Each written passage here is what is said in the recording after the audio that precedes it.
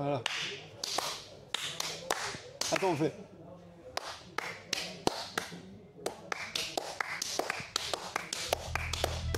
Allez hop, c'est parti. Au moins, t'as 45 claps. Voilà.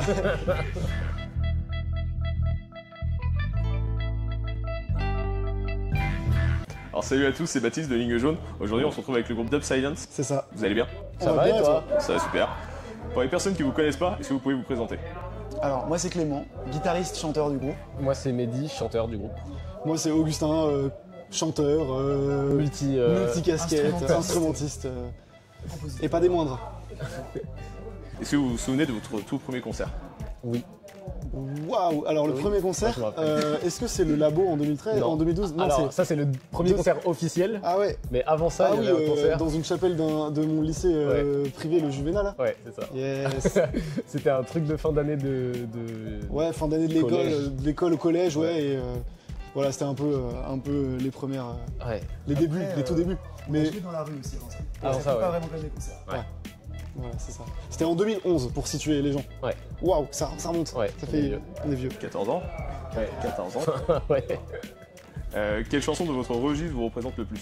Représente le plus le groupe?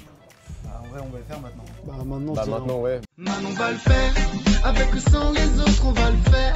Laisse-les parler, c'est pas nos affaires, man. Quand on aura réussi, ça va leur faire mal, ça va leur faire mal. Vu que c'est en fait c'est la dernière donc c'est la plus actuelle. Et en fait à chaque fois qu'on écrit des chansons, vu qu'on évolue nous, la dernière chanson est ce qui représente le mieux, je pense. Enfin peut-être pas toujours parce que des fois c'est des chansons un peu de rupture, un peu tristes. Mais là, c'est vrai qu'on Mais va là on va le le faire. faire. Et ouais, En tout cas, elle détermine bien l'état d'esprit du moment. Ouais, c'est ça. Déjà, on est trois, on se fait du passe-passe, ça rebondit bien, on entend bien nos trois voix, nos trois énergies qui sont à la fois différentes, à la fois complémentaires. Et surtout, le message, c'est un peu, on est déter, on a la dalle et on va le faire, on va réaliser nos rêves et tout. Il y a un truc un peu, on va le faire, c'est la bonne réponse à cette question. Quels sont les artistes qui vous ont le plus inspiré? Ah, bah en vrai, il y en a beaucoup, mais on va dire dans les branches principales, il y a quand même Trio, The Blink et Danakil. Ouais. Je pense qu'on est obligé de citer. Ça fait partie de nos influences. Après Cynthia Media aussi. Ouais, puis toi, qu'est-ce que Bah, t'as écouté après, bien aussi entendu, aussi toujours Hocus Pocus, Ouais, un peu aussi, plus ouais. niche, mais quand même qui nous ont beaucoup aidé dans l'écriture, enfin dans le style d'écrire en français. Et Je vous coupe, il y a les bières qui sont arrivées. yeah, les bières grrr, oh là là, ils sont ça. Et pour Henri Calais, allez. Et pour Henri Calais, allez. Tata. Et des billets, allez, allez. Et pour des billets, allez. Pardon. Yeah. Bon, vous avez compris, derrière, c'est la fiesta. C'est la fiesta. C'est la familia. Et je disais quoi? Je disais oui, les influences. Ouais. Toi, cite d'autres influences que. on Après, va bah, franchement, obligé de citer Naman quand même, Ouais, bah oui. dans la fraîcheur, le crossover entre Un peu hip-hop hip-hop, et ouais. reggae. Naman, bien entendu. Voilà. Et Jean-Sébastien Bach, un peu. Justin, t'écoutais beaucoup. Non, Et Mozart ça, aussi. Non, j'écoutais pas. Beethoven, tout ça, tu me montrais tout le temps là. Vas-y, laissez-moi sonate en tranquille. ré, La ré sonate, bémol. banger de fou, banger de la fou, sonate. sonate en En ré bémol mineur. ré bémol mineur, de fou. Le troisième mouvement. Voilà, comme ça t'auras bien des choses à couper dans l'interview, en train du travail. Vous réalisez pas mal de covers. Comment vous choisissez les musiques du coup à faire? Parce que quand même quand on prend dans le lot, vous avez fait plusieurs styles. Danakil, Marley, Manu Chao, Clandestine, Ouais, Gorillaz, Ouais. Le Livre de la Jungle. C'est quand même des trucs qui se ressemblent pas. C'est vrai que c'est très éclectique. En fait, je pense que c'est juste ce qu'on aime en fait, genre des musiques qu'on écoute et peu importe, C'est vrai qu'on se met pas de barrière, du coup on fait juste les musiques qu'on aime, donc en vrai vu qu'on aime plein de styles, ça passe du coq à l'âne très souvent. Et en fait, ce qui est marrant, c'est que en fait, notre style, quand on s'accompagne, c'est reggae. Donc du coup, quand on prend, peu importe la musique, peu importe l'univers, moi je sais pas m'arranger autrement qu'en reggae. Et donc du coup, on dirait qu'on fait des reprises reggae, mais en fait c'est juste que c'est notre manière de l'interpréter. Voilà, donc du coup, on prend tout et on le met en reggae quoi. genre je rajoute un petit truc. On écoute aussi pas mal de rap aussi, enfin moi peut-être en plus, je sais pas en fait. Et du coup on a fait un concept qui s'appelle Rap to Reggae et justement on reprend des morceaux rap, mais même quand on prend des morceaux rap pour compléter ce que disait Clément en fait, c'est ça en fait, c'est que On les fait à notre sauce. on les fait à notre sauce et du coup ça sonne un peu reggae, c'est pour ça qu'on a appelé le concept comme ça. C'est ça. Ah oui, aussi en complément. On choisit aussi quand il y a un événement ou une reprise forte qui marque Internet, les réseaux, tout ça, on se dit bah tiens ça pourrait être marrant d'en faire. Le poisson Steve, Poisson Steve. il a des bras. et des jambes. Voilà, par exemple, quand il y a une tendance ou quelque chose, on aime bien aussi se dire allez, viens, on prend le wagon et on fait une reprise reggae de cette musique. Pour ma part, moi je vous ai découvert il y a 11 ans avec la reprise du coup de Danakil Marley. La force soit avec moi, le chemin sans détour. Le peuple m'entendra, en tout cas je ferai tout pour. Et de Skating Shoes de Naaman et Fat Bad.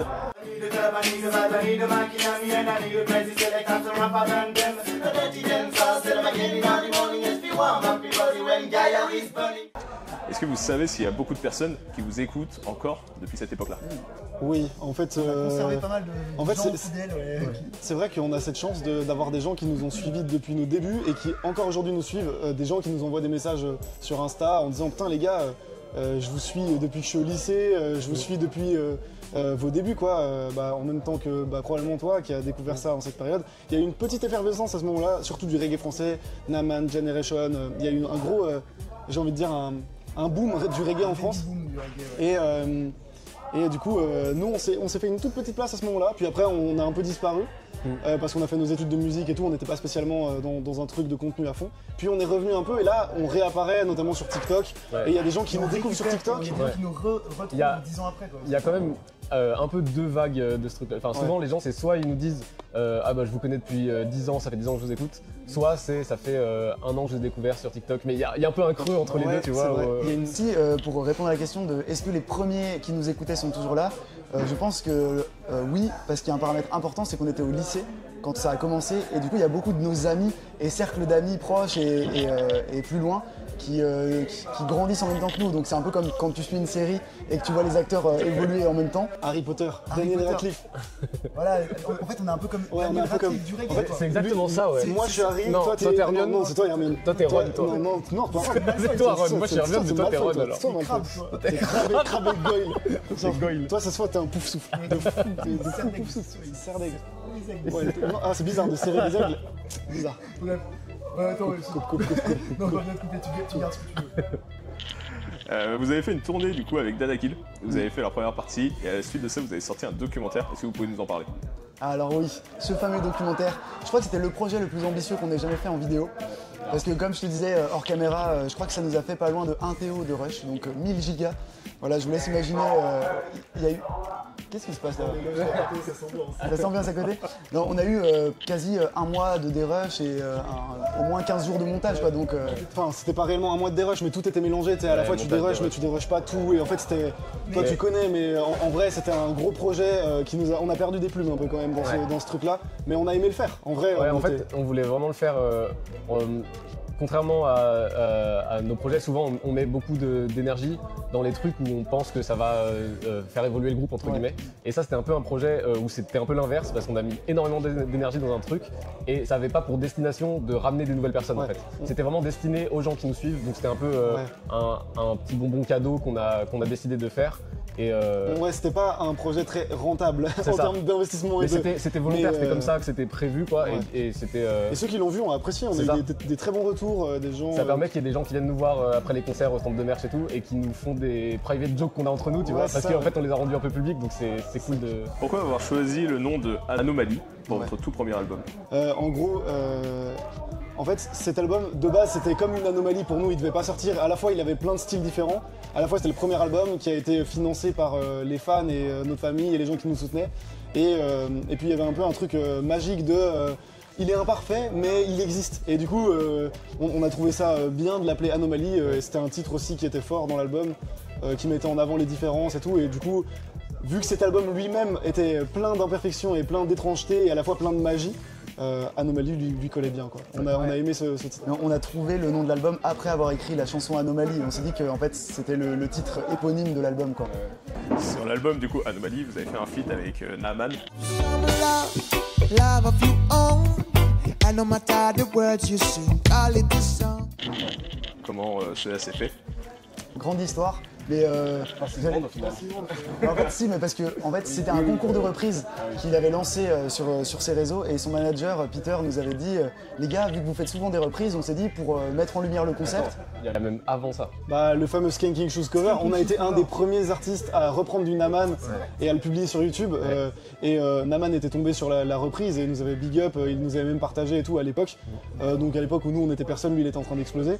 Il était un peu touché de la reprise, je pense, parce qu'il voyait qu'on l'avait fait avec le cœur et qu'on s'était, je crois, pas trop mal débrouillé, même si on le faisait forcément moins bien que lui. Mais donc ça, c'était les premières fois où un peu il entendait parler de nous, il nous voyait un peu. Et donc, je reprends l'histoire, il faisait un concours de reprise sur leur album Beyond, enfin sur son album Beyond, et son manager nous avait contacté pour présenter le concours de reprise en disant on aimerait bien que vous fassiez une reprise pour inciter les gens à en faire. Donc on a fait notre reprise et ils nous ont dit bon vu que voilà vous avez lancé le truc, ça va peut-être pas, on va pas vous faire gagner si on vous met vous en présentation. Mais par contre, peut-être que ce sera la suite d'autres choses et tout ça. Bah, en vrai, c'est ce qu'il faut comprendre, c'est que ça avait rien à voir avec ça. C'est juste qu'il y a eu 2-3 contacts avant. 2-3 échanges avant. 2-3 échanges avant qui ont fait que, un jour, nous, quand on créait l'album Anomalie, on avait une maquette, un refrain, un truc, et on s'est dit, tu sais quoi, on envoie un mail, bouteille à la mer, à Naman. Gros, est-ce que t'es chaud de faire ce feat, quoi?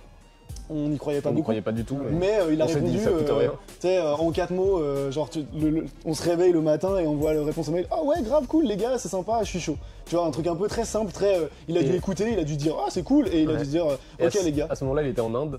Et du coup, il nous a envoyé. En fait, on l'a rencontré plusieurs fois ailleurs, mais à ce moment-là, on l'a même pas rencontré. En fait, c'est juste il a enregistré avec un micro qu'il avait sur lui, pas un super micro d'ailleurs. Il nous a envoyé sa voix à distance, quoi. Il a dit est-ce que vous arriverez à faire quelque chose avec ça? Nous on a dit oui. Non, nous c'était du pain béni pour nous. Et on l'a rencontré ensuite au Reggae Sunska 2018 où on jouait le même soir que lui et on avait les loges juste à côté des siennes. Et donc là, à la fin du concert, on est allé le voir, on a passé un petit moment avec lui. Il nous a donné de la force, il était super simple, super gentil et très avenant. Et on en garde un super souvenir.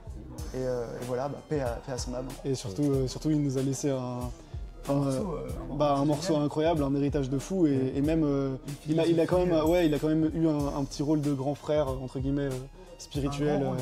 Un grand rôle de grand frère. Mais voilà, Naman, franchement, fort. Donc super expérience. Voilà. Il y a 2 ans, vous avez sorti l'album Equinox, 2 musiques de moins que sur Anomalie, une sortie en vinyle. Sur Anomalie, 1 feat, sur Equinox, 4 feats. Pourquoi cette différence? Alors le nombre de titres, c'était pas spécialement... Ah si, en fait, j'allais dire c'était pas spécialement volontaire, mais Augustin, je me rappelle qu'il voulait un album qui s'écoute très facilement et qu'on ait envie de relancer au début. Et il y avait aussi le problème du vinyle, c'est que sur le vinyle, les formats ils sont plus courts. Ouais, et du coup, si on avait fait un album 15 titres et qu'on aurait pu en mettre que 8 ça aurait dû faire le vinyle, c'était vachement plus cher. Non, mais on voulait un truc qui s'écoute un peu comme ça. Et les feats, je pense que c'est parce qu'il y a plus de gens qui voulaient faire des feats avec nous. Qui étaient d'accepter de faire des feats avec nous. Non, mais c'est... Et je vois que tu l'as, il l'a avec lui. On l'a pris tout à l'heure. Ah ouais. Très bel objet. Très bel objet, waouh! Disponible sur notre boutique dubsilence.fr. À quel prix? Seulement 25 €. Seulement 24,99 tu veux dire? Tu parles du site www.dubsilence.fr. Ce site-là, celui qu'on a mis à jour. Avec toutes nos dates de tournée, non? Ouais, tu peux retrouver tout, mais en plus plein de goodies, genre des skateboards. Ce que les gens savent pas, c'est qu'il est 23h30 et qu'on est éclaté. Voilà, vous qui montez l'interview là, vous savez que... Je sais. Du coup, pourquoi avoir choisi pour cet album-là de faire des vinyles et surtout avec un design pareil? En fait, on voulait faire un bel objet. En fait, on se disait le vinyle, ça revient de fou on voulait pas juste faire l'album. Enfin, on voulait que ce soit un peu plus. En fait, on avait de l'ambition et on voulait que l'objet il soit cool et que ce soit qu'on justifie son prix quoi. On se dit c'est un bel objet qui est rare. C'est pas tous les jours que tu vois un vinyle custom comme ça. Il coûtait forcément plus cher à produire qu'un vinyle simple, basique, mais ça fait un objet un peu objet collection quoi. Et nous on voulait lui donner une valeur un peu particulière. Donc aujourd'hui les gens qui prennent des vinyles c'est beaucoup pour ce truc-là de c'est l'objet. des collectionneurs. Avant c'était le seul moyen d'écouter la musique. Moi c'est ça, c'est vraiment que pour la collection que je prends des vinyles. Et du coup maintenant on essaye aussi avec la ligne jaune d'avoir les dédicaces dessus et c'est vraiment que des pièces. Mais c'est collection, je comprends. Comment s'est créé du coup, sur cet album le feat avec Volodia et Chico? On est la chute, et puis l'amorce. On est la vie et puis la mort. Je suis l'esprit et le cœur. La racine et l'écorce. Je suis l'élève et le boss. Je suis l'adulte et le gosse. On a fait les forceurs. On a spammé Volodia et Chico. En fait, on voulait. De base, on est des grands fans de Face Cachée. C'était l'ancien groupe avec du coup Déclic, Volodia et Chico. Déclic maintenant, Brarda. Déclic qui s'appelle maintenant Brarda. Et en fait, on était des grands fans de Face Cachée et on voulait tout simplement un feat avec Face Cachée. Mais en gros, Chico et Volodia se sont rendus disponibles pour faire ce morceau. Et nous, on voulait trop les deux, on voulait le contraste un peu reggae hip-hop, reggae Volodia, hip-hop Chico, on adore leurs plumes. Un peu le truc yin et yang, le fond et la forme. Ouais, c'était un peu ça. Ils étaient, en fait, je crois qu'on voulait un duo quand même. Ouais, on voulait un duo et on trouvait que Chico et Volodia faisaient un bon duo, on les aimait beaucoup de par leur passé Face Cachée et tout. Et du coup, on les a demandé. Et on les a harcelés jusqu'à ce qu'ils acceptent. Voilà. Mais merci en vrai ça fait partie. Le harcèlement. Voilà, et surtout ça fait partie des gens qui nous ont tendu la main. Enfin, après Naman, c'est les plus gros, enfin c'est les autres artistes qui nous ont vraiment comment dire, tendu la main, donné de la force, parce qu'en vrai ils sont plus gros que nous. Ils nous soutiennent. Et franchement, moi je suis très très reconnaissant que Volodia et Chico nous aient accepté ce feat là. La morale, c'est harceler un maximum jusqu'à ce que ça passe. Donc là, du coup, quand vous dites harceler un maximum, ça marche. Par exemple, pour toutes les interviews, je pourrais mettre ce petit morceau-là, tac, et à chaque fois, j'envoie mon mail et je mets, c'est eux qui l'ont dit. Ok. Non mais il y a des gens, on a eu de la chance, on n'a pas eu besoin d'harceler tout le monde. Par exemple, Ryan il a accepté direct, Fuso aussi, donc c'est les autres featuring sur l'album, ça permet de montrer aussi un peu les gens. On ne fait pas que des harceleurs, pas que, on est gentils aussi. C'est plutôt marrant sur l'album parce que du coup, la musique présentation est la dernière de l'album. Pourquoi ne pas l'avoir mis en première? C'est très bonne question. Non, en fait c'était volontaire. Bah oui, je sais, mais c'est une bonne question. Moi je voulais pas que. En fait, au début, on s'est posé la question que ça commence par ce morceau. Parce que en fait, c'est la présentation, donc c'est le début d'une interaction avec quelqu'un, c'est de se présenter. Et en fait, on s'est dit que ça donnait une écoute différente. Ouais. En fait, quand tu commences par ça, après, chaque fois que quelqu'un va prendre la parole, tu visualises la personne avec tout ce qu'elle a raconté dans sa présentation. Et en fait, on voulait pas que ça influence comme ça. On s'est dit, peut-être que du coup, à la fin, c'est le contre-pied, c'est marrant parce qu'on se présente à la fin. Et comme ça ne modifie pas l'écoute. Ouais, ça te permet de réécouter l'album après et en disant avec une autre image. Mais je trouve que du coup, ça rend le truc un peu plus humble à la fin. Parce que du coup, il y a un truc vraiment. Tu fais ton album et tout, t'es dans ta. Enfin, pas dans ta promo, mais tu brilles, tu mets ta plus belle cape, tes plus beaux vêtements pour te mettre en lumière. Et à la fin de l'album, tu fais bon, bah en fait, voilà, sans artifice, c'est ça que je suis, tu vois. Et il y avait un côté un peu. Je trouve à la fin de l'album, il a plus de force qu'au début, je trouvais. J'ai bien aimé le son, à quoi ça sert.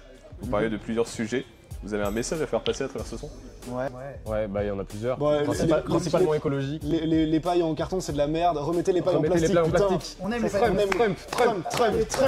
Trump. Zemmour aime Le Pen aussi. Et Zemmour. Non mais oui, on doit y aller. Ok.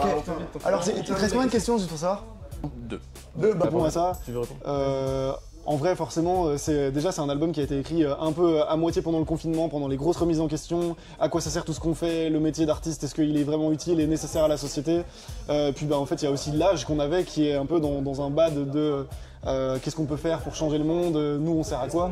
Est-ce qu'on a un impact sur la planète et qu'est-ce qu'on peut faire? Qu'est-ce qu'on peut dire aux gens sans être moralisateur? Il y avait un peu un truc de prise de conscience, autant pour nous qu'on voulait faire un peu part dans cet album et qu'on se disait aussi bon bah on peut peut-être pas changer tout le monde d'un coup, mais en tout cas, si chacun fait sa part. Ouais, en fait, on se pose la question, mais on y répond aussi un petit peu en disant à chacun de faire sa part, dans le sens où c'est un peu le truc de l'effet colibri, où si chacun fait un petit peu, bah, c'est que l'ensemble fera beaucoup à la fin.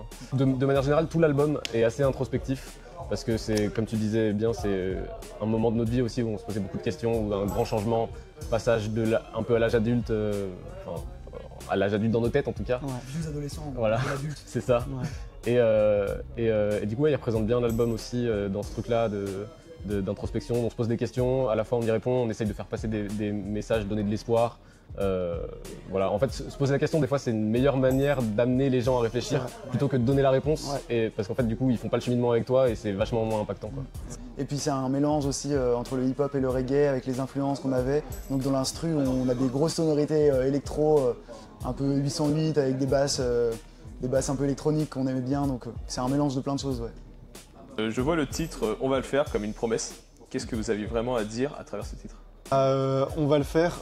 Ouais, en fait, la promesse, c'est on va tout donner, pour notre passion, pour notre métier, pour les gens qui nous soutiennent et qui nous suivent. En fait, on va le faire, quoi. C'est vraiment, c'est basique, Mais en vrai, comme on le dit dans la musique, c'est un mantra. C'est un mantra de motivation. Lorsque tu as envie de faire, en fait, fais-le. C'est ça le message du truc. Nous, ça, on le rapporte à notre vécu, donc à la musique et au succès dans notre carrière artistique, on va dire. Mais tu peux l'appliquer à toi si tu veux faire du sport, si tu veux faire de la natation, de la peinture ou que sais-je, quelque chose que tu as envie de faire. Tu veux avoir ton diplôme, si tu veux, enfin tous les combats que tu mènes dans la vie ou tous les projets ou les rêves que tu veux réaliser. Oser le faire, quoi. Et, avancer, se prendre une boîte mais se relever.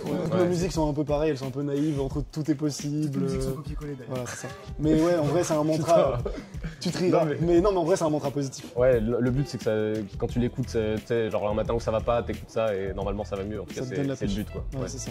Quels sont vos projets à venir? Un nouveau. Ouais, beaucoup de nouveaux morceaux, un nouvel album? Ouais, on a une réédition prévue là en septembre ou octobre aussi, si je dis pas de bêtises. Fin septembre, on prévoit une réédition de Equinox, donc avec des titres exclusifs. Des titres qui ont été composés pendant la période d'Equinox, mais qui sont pas sortis parce que comme on a dit dans l'interview, on voulait avoir un format court, 10 titres, mais on en avait sous le coude encore, donc il y a un peu des bonus. Et puis des nouveaux titres aussi. Des nouveaux titres comme On va le faire et comme 2-3 autres trucs, 2-3 featuring et aussi avec les copains qu'on a sortis, avec les Bazars, avec Bijo et Muffin Culture, 2-3 sons voilà, avec les copains. Il y a un titre qui est sorti avec Fayapid et Kozik et 16. Et donc voilà, si vous voulez les checker, il y a plein de trucs sur notre chaîne YouTube, n'hésitez pas à les voir. Un dernier mot à dire pour les personnes qui nous regardent? Rendez-vous sur notre site dubsilence.fr pour voir nos prochaines dates, sur Instagram, sur Facebook, sur TikTok, on est partout, sur toutes les plateformes de streaming, Dubsilence, abonnez-vous, c'est gentil de donner de la force et de nous écouter. En concert ou ailleurs, c'était Dubsilence. Ciao. Big up et big up Ligne Jaune, vous êtes l'avenir. Ligne Jaune. Clap, bonsoir. Bonsoir, allez on fait un hook 3, 2, 1.